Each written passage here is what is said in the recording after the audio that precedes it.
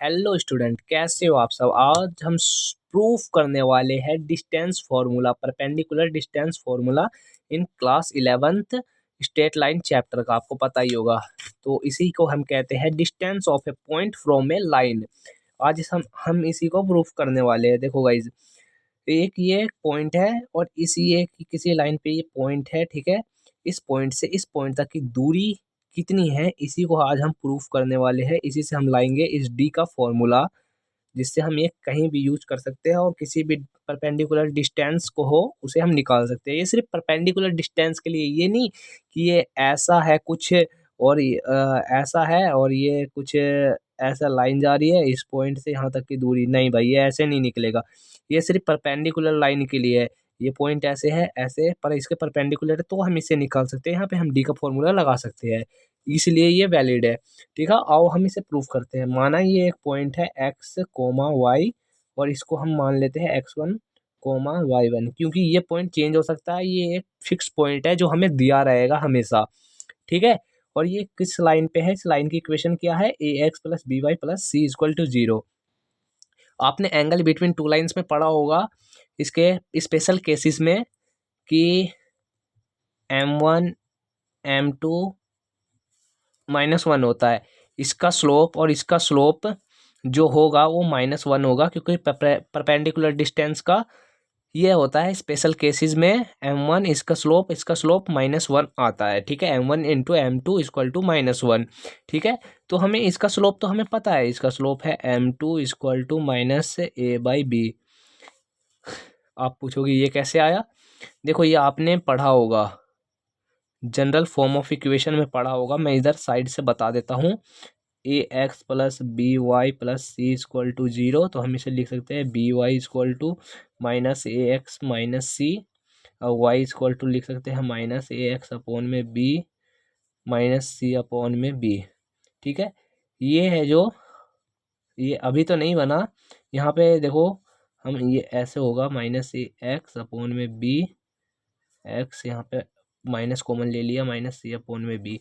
जो ये है हमारा स्लोप और ये है वाई इंटरसेप्ट और ये हम स्लोप यही हमें पता है -b/a। तो इससे हम m2 की वैल्यू, m1 की वैल्यू निकाल सकते हैं। इस m1 को हम लिख देते हैं pm। ठीक है, इस m1 को हम लिख देते हैं pm इक्वल टू m2 हमें दिया है -a/b, आई मीन निकाला है हमने, माइनस से माइनस खत्म। m इक्वल टू क्या आ गया, b/a आ गया। ठीक है, हमें दोनों का स्लोप पता चल गया। अब कहोगे स्लोप से हमारा डिस्टेंस कैसे निकलेगा। चलो हम डिस्टेंस भी निकालते हैं। अब देखो, यहाँ पे एक नया चीज़ यूज़ होने वाला है जिसे कहते हैं पैरामेट्रिक्स। पैरामेट्रिक्स फॉर्म आपने पढ़ा होगा। ये क्या होता है, x माइनस x1 अपॉन में cos theta equal to y minus y1 upon में sine theta equal to r। अब हम साइन थीटा कोस थीटा कैसे लाए यार, ये तो बड़ी दिक्कत हो गई। अरे कुछ दिक्कत नहीं हुई यार, यहाँ से हम एक ट्राइंगल बनाएंगे। ठीक है भाई, ये ट्राइंगल है। ओके स्टूडेंट, ये ट्राइंगल है। इसके बी, ये बी दूरी है, ये ए दूरी है। मान लिया इस यहाँ से यहाँ तक की दूरी को हमने बी मान लिया, यहाँ से यहाँ तक की दूरी को हमने ए मान लिया। तो ये दूरी क्या हो गया, √a² प्लस b²। यही तो होता है साइन थीटा। तो साइन थीटा क्या हो जाएगा, साइन थीटा हो जाएगा हमारा b/, में √a² plus b², perpendicular upon में हाइपोटेनियस ये होता है। इसे हम एक बोल देते हैं। इस प्रकार कोस थीटा इक्वल टू क्या आ जाएगा, a/, में √a² प्लस b²। ये लो, हमें साइन थीटा और कोस थीटा की वैल्यू मिल गई। अब इसे इसमें धर देते हैं। इससे हमें फिर दो इक्वेशन मिलेंगे। इसी दो इक्वेशन से हमारे डिस्टेंस फॉर्मूला प्रूफ होने वाला है। ठीक है, और हम इसमें धर देते हैं x माइनस x1 अपॉन में कोस थीटा की जगह क्या है, a अपॉन में √a² plus b² equal to y minus y1 upon में साइन थीटा की जगह क्या है, b अपॉन में √a² plus b² equal to, इस d की जगह हम r लिख देते हैं, क्योंकि डिस्टेंस ही तो हमें निकालना है, ये डिस्टेंस ही निकालना है। ओके, अब एक बार इसे हम इक्वल धर देते हैं, एक बार इसे इक्वल धर देते हैं। तो x माइनस x1 अपॉन में a/, में √a² plus b² equal to d। तो x minus x one equal to a d, इसे हमने इंटू में भेज दिया, ए डी अपॉन में A square plus B square. अब इस एक्स को हम उधर भेज देते हैं तो प्लस में हो जाएगा, A X equal to X one plus A D upon में अंडर रूट ए स्क्वायर प्लस बी स्क्वायर। ये लो, हमें एक्स की वैल्यू पता चल गई। अब इसी ऐसे ही हम वाई की वैल्यू पता चल जाएगी। वाई इक्वल टू क्या हो जाएगा, y one plus b D upon में अंडर रूट ए स्क्वायर प्लस बी स्क्वायर। अब कहोगे बी डी कैसे आ गया, भाई यहाँ पे बी तो है, इसे इंटू में भेजोगे तो बी तो आएगा। चलो इसे हम इक्वेशन सेकंड बोल देते हैं, इसे इक्वेशन थर्ड बोल देते हैं। अब ठीक है गाइस, कहेंगे अब यार इक्वेशन तो आ गया, अब इसे करना क्या है, देखो मैं बताता हूँ।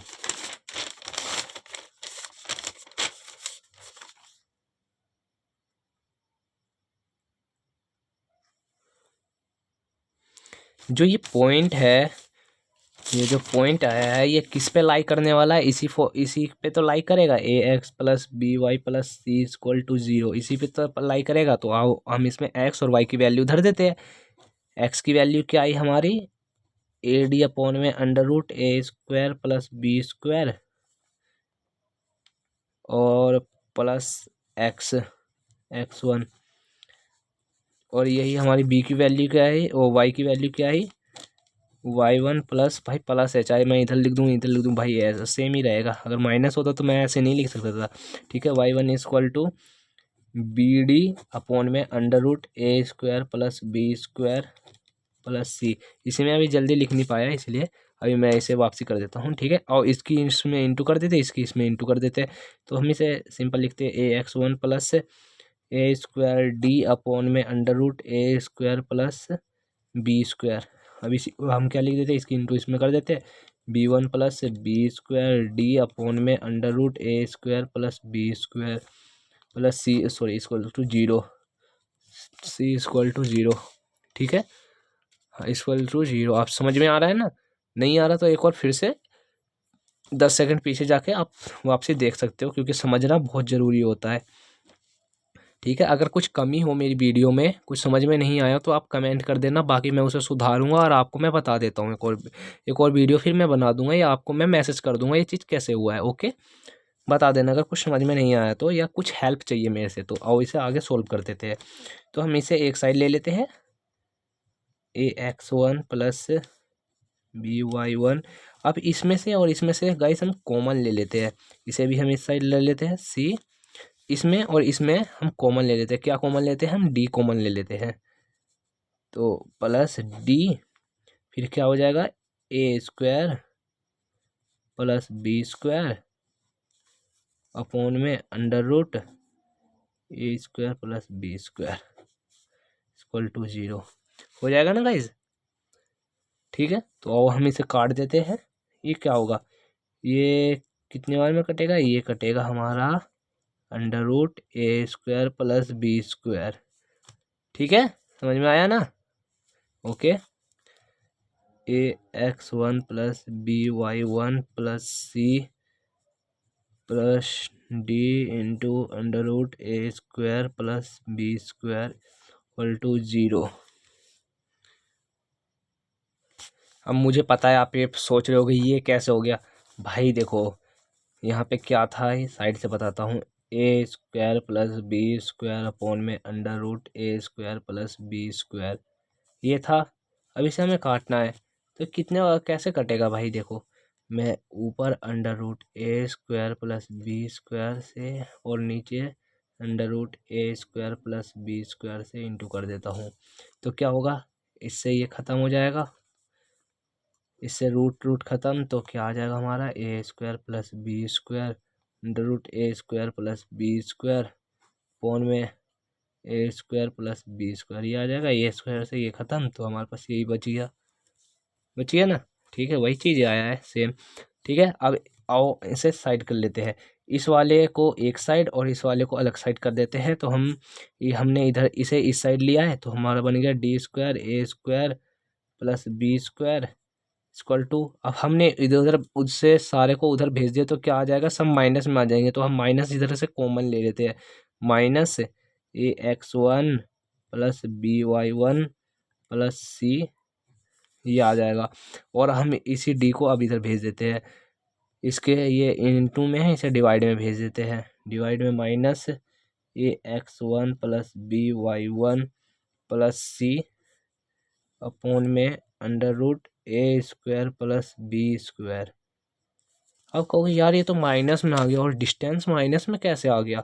भाई देखो, अब यहाँ पे हम कुछ नहीं करेंगे, यहाँ पे हम लगा देंगे मॉड, क्योंकि आपको पता है डिस्टेंस कभी भी माइनस में नहीं हो सकता। y1 प्लस c अपॉन में under root a² plus b²। ये लो, हमारा हो गया प्रूफ। यहाँ पे ये नहीं दिख रहा, ये 1x1 लिखा है। ये हमारा हो गया प्रूफ एंड एक प्यारा सा स्माइल। ओके, अगर कोई चीज़ समझ में नहीं आया हो कहीं भी तो आप कमेंट कर सकते हो, मैं आपको कमेंट में बता दूंगा ये कैसे हुआ, क्या चीज़ हुआ वहाँ पे। ओके, इस चीज़ को ध्यान रख लेना, बहुत ही काम आने वाला फॉर्मूला है। ओके स्टूडेंट, मिलते हैं नेक्स्ट वीडियो में।